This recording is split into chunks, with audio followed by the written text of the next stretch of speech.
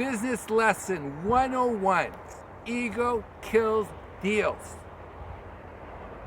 And humility creates opportunity. Hello, it's Peter Merrick in La Jolla, San Diego, California, and it is a beautiful day. And today I want to talk about ego and how it is the greatest learning tool for a human being, especially as you enter the business world, or if you are entrenched in the business world, or you are planning to leave the business world to explore the best part of life, and that is the part where you get to share your wisdom in life. I've had the opportunity to see how ego kills deals. More importantly, ego will kill your life and your experience of your life, because everything out there doesn't really count, because it's what we process in here. I've discovered through myself and observing others that ego basically hides our fear of being found out. I've had the opportunity to go to some of the biggest conferences with the biggest professionals in tax, estate, succession planning. And some of the littlest people have the biggest ego. And the question is, why? Because they hide behind things. And you know what the worst thing that you can do is feed into that. Ego kills deals. It really does. Think about it. Go back in your memory and see when you were really cocky, but it wasn't earned. You weren't confident. You were egotistical, and how life knocked you down. I want to share with you two examples. One is I had an opportunity to witness early on in my career, and the other has to do with me now.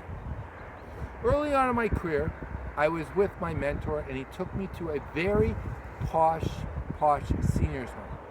It cost thousands and thousands of dollars each month to be in this very posh senior home.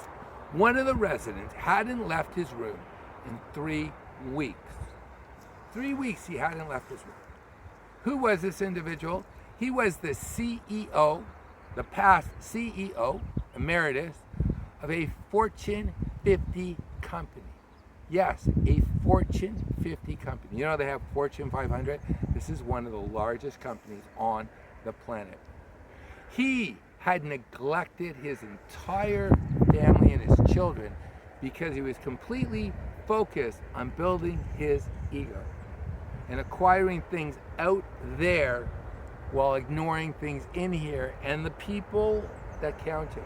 So what happened is his children had no time for him, because when they were growing up, he had no time for them. So they put him in this home. Now, when he was the CEO of this Fortune 50 company, whatever he said, there were people scurrying around and listening to him and not questioning him. He had put people around him who just served every one of his needs.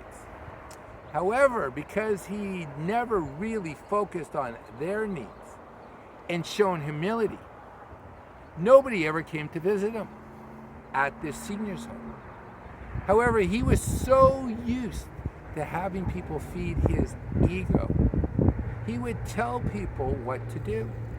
And one day, this gentleman, who was also a resident of the home, who had been a plumber, turns to this former CEO and he says, "I don't care what you were before. You're like the rest of us in this home, and none of us have to listen to you. And you got to get over what you think you were, because you're just an old fart like the rest of us. And you better start showing humility, because no one here needs to listen to you." And that was the first time in that individual's entire life that someone told him no and put him in his place. so big. Nobody told him the truth. So you know what happened? He went into his room and he didn't want to leave because his ego had been burst. The worst thing that can happen to an individual in their growth is they hit it out of the park early on and they just get surrounded by sycophants. You know what sycophants are? These are people who kiss your ass because they're trying to get something from you. But they're not going to tell you the truth. Now, life is a funny thing. And lessons happen in our lives that can actually shape us. And more importantly, give us humility. That we are on a journey. And the journey isn't about acquiring. The journey is about experiencing it and gaining wisdom from what we learn and the people we meet. Now, I started in the financial service industry back in the early 1990s, and I did pretty well because the market was doing incredibly well. And you know what the problem with some people? They're like ducks in water, and they're in a pond, and if it rains, the water level increases.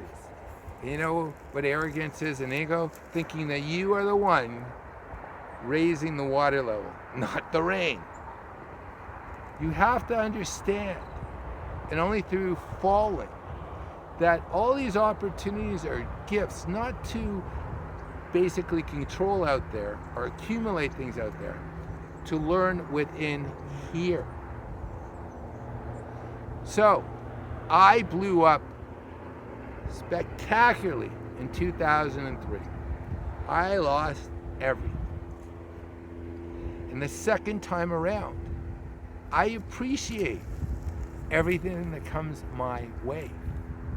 And I understand that every day is an opportunity to learn, to meet people who can expand your understanding of how the world works out there, so you're able to have greater understanding in here. We are going to be going through the biggest transition in human history at the end of 2022. The vast number, the majority of the baby boomers will be going through a transition from their working lives to the rest of their lives. And this is an opportunity for you to put everything right. It doesn't matter what you did in the past. It matters what you do today and what you do tomorrow. It is fantastic that you made the best widgets, that you built a great company, that you got to experience race cars, and you had several incredible relationships. Now, if you want to harvest that, it's time to go in. It's time to put everything away that you've done before and understand that that was the first half of life, and that was your ego. The most enriching part of your life is coming to terms with your failures, putting them into perspective, and being able to share your wisdom with the next generation. Because there was the life before, there's life now, and there will be life after. And I know in my business that people love sharing their stories because they know they will not be there one day. So remember this: ego kills deals. It kills opportunity to experience what you've learned. Humility allows you to put everything into perspective and to make the world better than you found it. Have an awesome day, and I'm going to enjoy this weather because it's rare. Speak to you soon.